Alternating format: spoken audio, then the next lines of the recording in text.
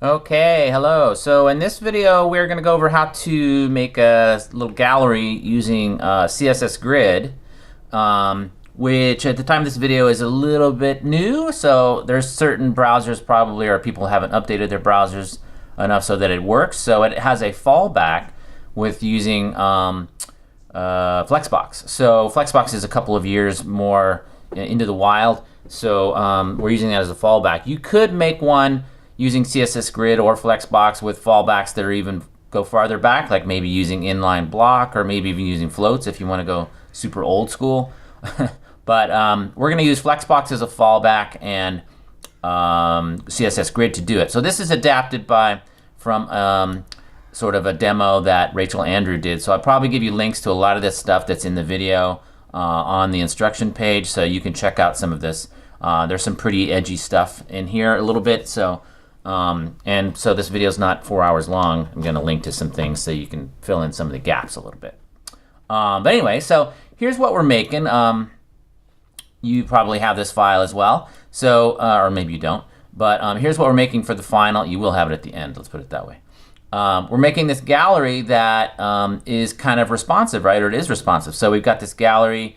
It's 4 columns wide, and then as I resize, it goes to 3, and then 2, and then 1.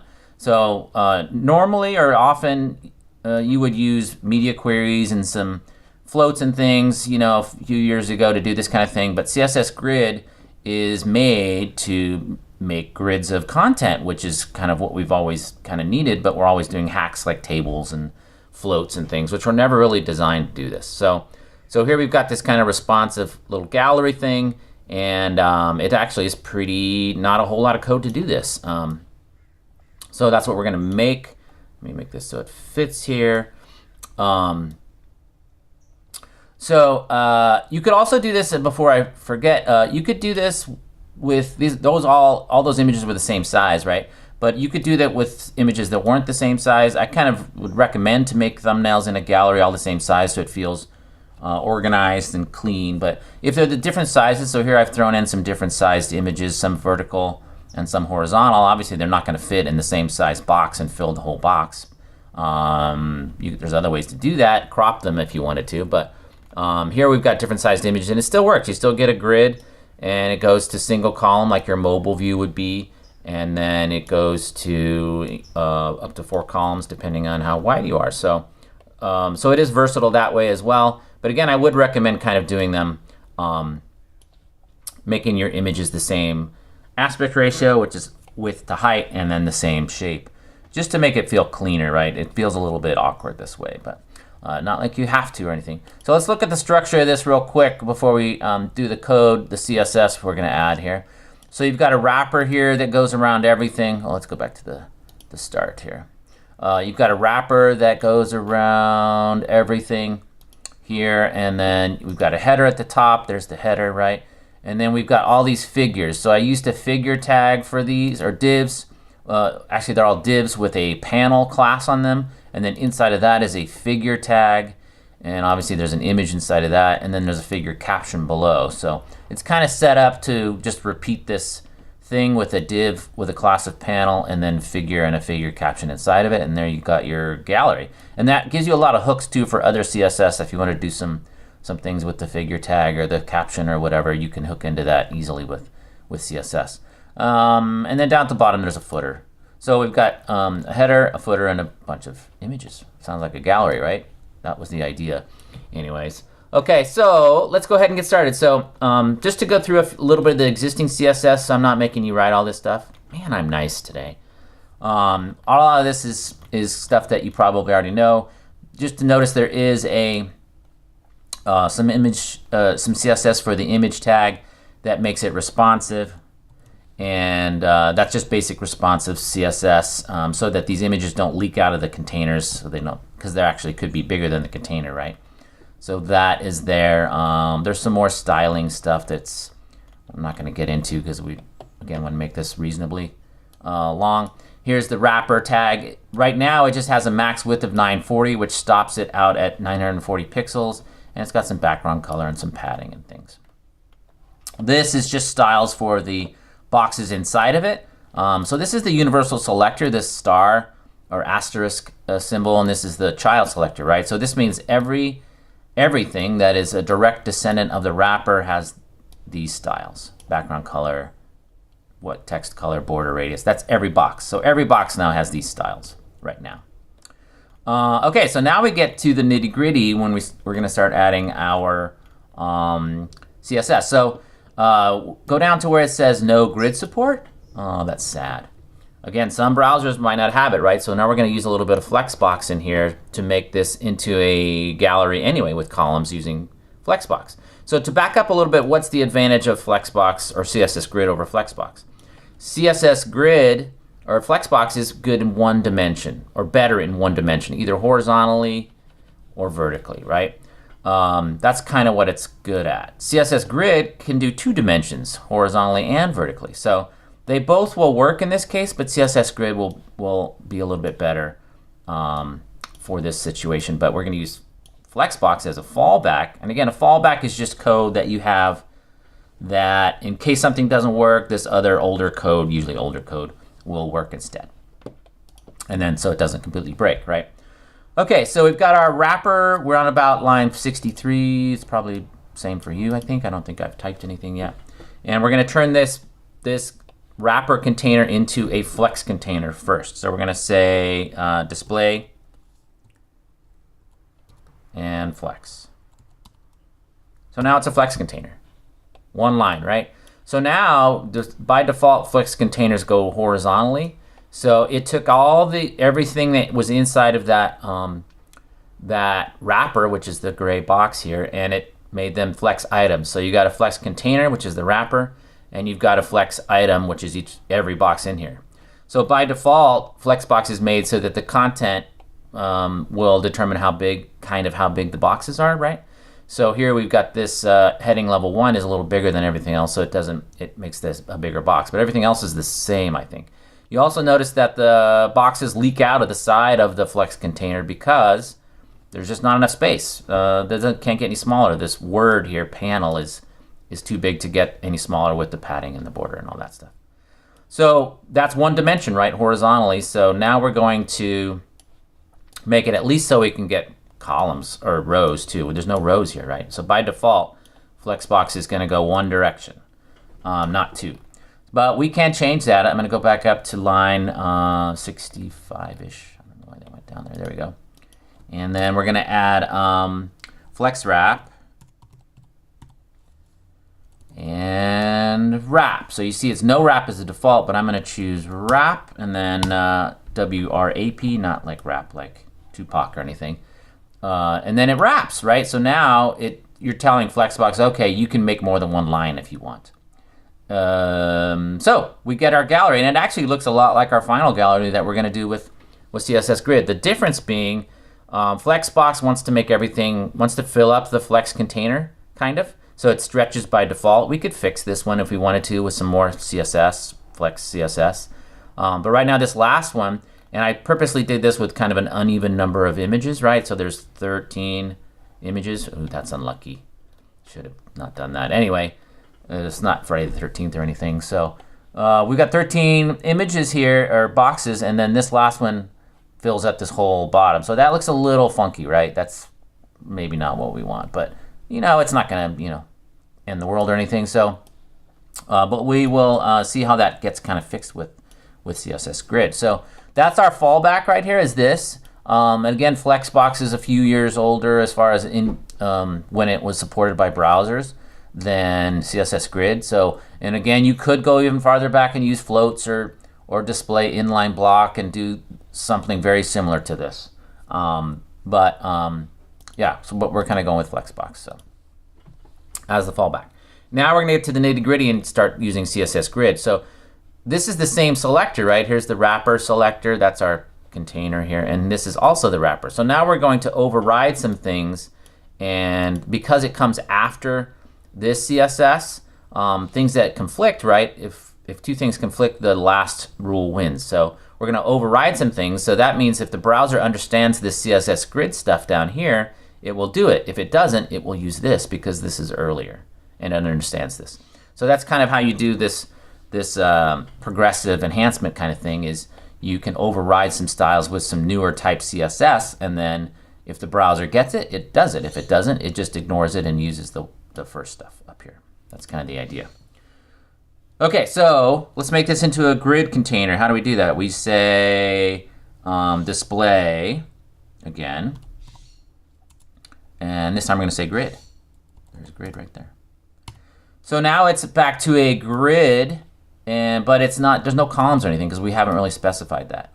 But it went vertically by default instead of horizontally. So now we have a grid container. So this wrapper is now a grid container. Each one of these panels is a grid item. So we just kind of changed the way things are working here with that one line. The way CSS grid works is every direct descendant of this, or every child, to put it that way, is the same thing. Every child of the wrapper, which is every one of these boxes, is a grid item that you automatically. So we didn't have to say like, make this a grid item, make that a grid item, right? It just did it automatically. All right. So we're gonna go down there and put a little space between these things. So that for that you can use grid gap. So I'm gonna say grid gap, and I'm gonna put in 10 pixels. Oops, 140 pixels? No, 10 pixels. So now we've got this space here. So that added this space between these grid items. So grid gap is kind of like gutter in layout speak, right? Page layout. So it's space between them. So you can easily adjust the space between items in a grid using grid gap. Okay, so here's the nasty one a little bit. So I'm gonna say grid, this is down below in the next, underneath this here, which I actually kind of tell you what we're gonna do here. We're gonna add some CSS that's gonna create as many columns as will fit in this container with a minimum size of 200 and a maximum of 1 FR. FR is a fractional unit for CSS grid. In this case, it's gonna be effectively 100% because there's only, yeah, you'll see. So I'm gonna say grid template columns. Grid template columns. And then I'm gonna use the repeat function in CSS. And let me just put this in here and then we'll talk about it because it's a little bit nasty. I'm gonna go autofill, which doesn't even show up at this case because it's so new during this video. And then I'm going to say min max and another parenthesis and then 200 pixels, comma, 1 FR, 2 closing parentheses and a semicolon. Yee! That is some ugly CSS, huh? You're like, what is he doing? Okay, let's try to explain this a little bit. So the repeat function allows us to automatically generate columns. So instead of writing all these by hand, which you could just define a bunch of columns manually. You can have the repeat function kind of do it for us. And then in between here, we tell the repeat function what we want to do. We want to create as many columns as will fill up the container. That's the autofill keyword or value. And then how big the columns are is the min-max part. So min-max is another cool function that kind of says, you can say, I want to create something between this and that. So I want to create columns that are between the min part is 200 pixels and the max part is 1 FR. So FR is a fractional unit of a CSS grid. Since there's only one value in here, you could put more, but there's only one, so we want to, so that basically ends up being 100%. I could probably even put 100% in there, but I'm not going to. So what does that mean? That means it's going to, the browser is going to create these for us. So another cool thing about CSS grid is you can explicitly define things, meaning you say specifically, I want 4 columns and I want them to be this high and I want them to be this wide. Or you can have the browser kind of figure it out for you. So that's what we're doing here. So that's called implicit. So you have implicit and explicit. So we are implicitly creating, am I saying this right? It's like an English class now, huh? We are implicitly creating as many columns as will fit into our container that are between 200 pixels wide and basically 100% wide.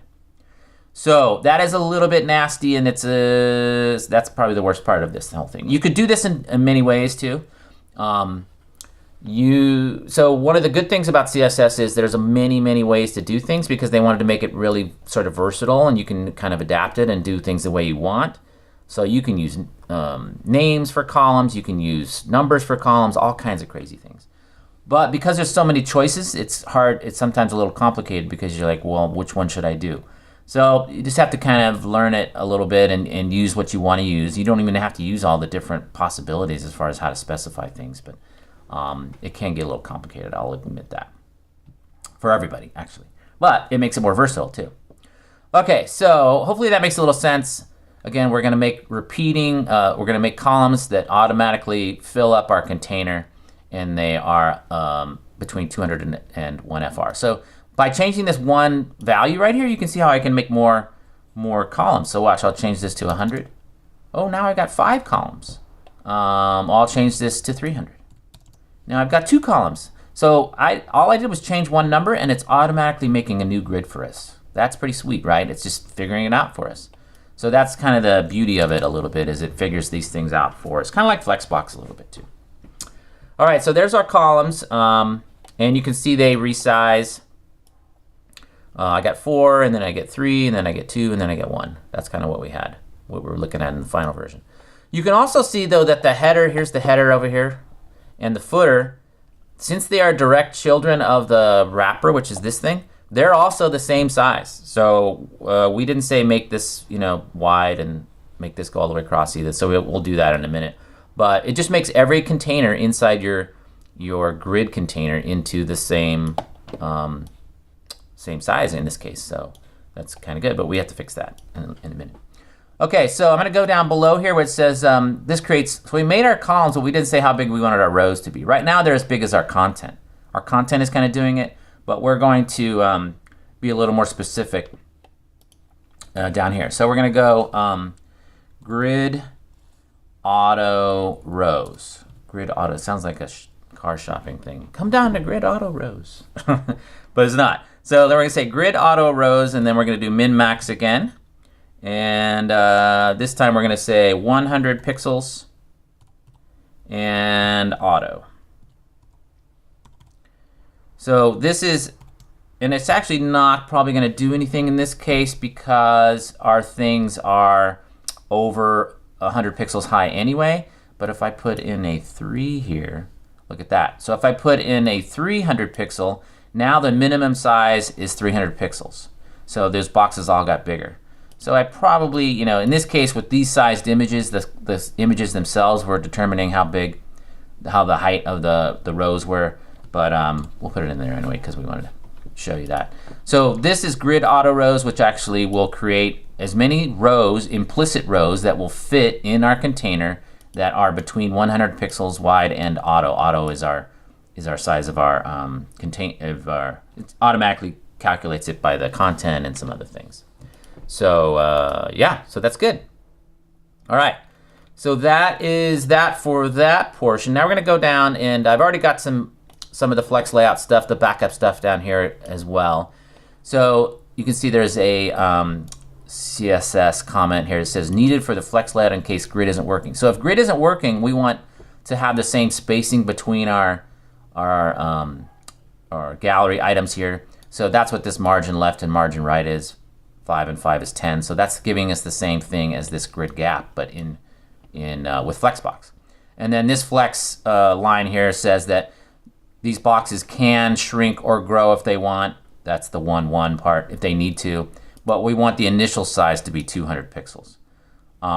So again, that's what this is as well. So we're kind of just replicating the layout with 2 different ways. We're using grid, CSS grid up here, and we're using Flexbox here. So again, this is fallback.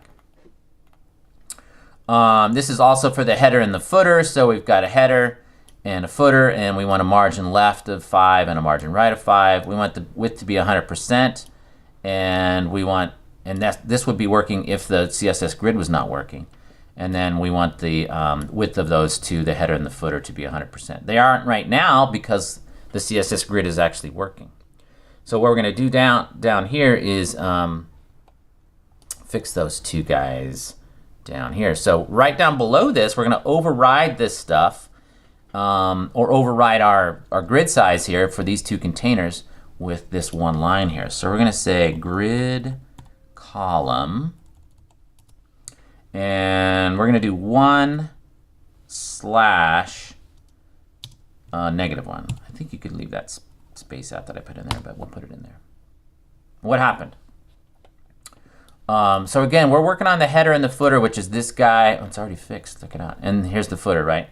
So what this line says is we want the header and the footer, because there's a comma here, right, to start on grid line 1 and end at grid line -1. What does that mean? So here's a little slice of, this is from CSS Tricks, Complete Guide to Grid, and they have a nice little illustration here of some grid lines. So grid lines, these are grid tracks, right? Tracks are the lines in the grids, horizontal and vertical. Those are grid tracks. And there's also grid lines, which are the lines between. So it's kind of like a grid. Oh, that makes sense, right? So here's grid line 1 is the leftmost side of your grid container, is grid line 1. You see the little 1 right there? It's a little bit small. Let's see. Make this bigger. Yeah, it's not going to help. Oh, there we go. So that's grid line 1, and you count across. So this is grid line 1, 2, 3, 4, 5, and 6. But you can also count backwards from the other direction. Crazy, right? So grid line 6 is also grid line -1. Grid line 5 is also -2. So it's counting backwards from the left, and then it's the negative. So when we said we want the header and the footer, pretend this is the header and this is the footer, to start at grid line 1 and end at grid line -1, that basically says go all the way across. One of probably 40 ways you could do it with CSS Grid to say, you know, kind of go all the way across. So there you go. So that's what we did with that one line here. We want the header and the footer to go start at grid line 1, which is right here, and end at grid line -1, which is out here. I think that's it. Yeah. So now we've got one more line, and this is going to be some other edgy kind of newish CSS at the time of this video anyway. We're going to use CSS feature queries. What a feature query is you're testing if something works. So I have a little cheat sheet in here for you guys. This is feature query to see if the browser supports CSS Grid, and if so, sets the margin to everything inside the wrapper to 0. So I'm going to go down here and put that in. I'm going to say @supports. It kind of looks like media queries, right? But instead of @media, it's @supports. We're going to say @supports, and then we put our conditions we want to test. We want to say display grid. Oh, that's a typo. Display grid. And then our curly braces, just kind of like we're doing media queries. So we're saying, does this browser support display grid? That's what we're saying. If so, then do this stuff in between here. Just like media queries, but instead of testing a condition on the browser, we're testing, well, we kind of are testing, but it's a feature, not a condition like a width or something. So then we're going to say dot wrapper, which is our wrapper that we've been working with. And using the same kind of universal selector we used before. And there may be more efficient ways to do this, but it'll work quickly this way. And then we're going to say margin 0. And then we're going to close that guy, and we're good. So that actually fixed some issues that we had from some of our other CSS. If I take this out, you see how we've got some extra space in the grid here?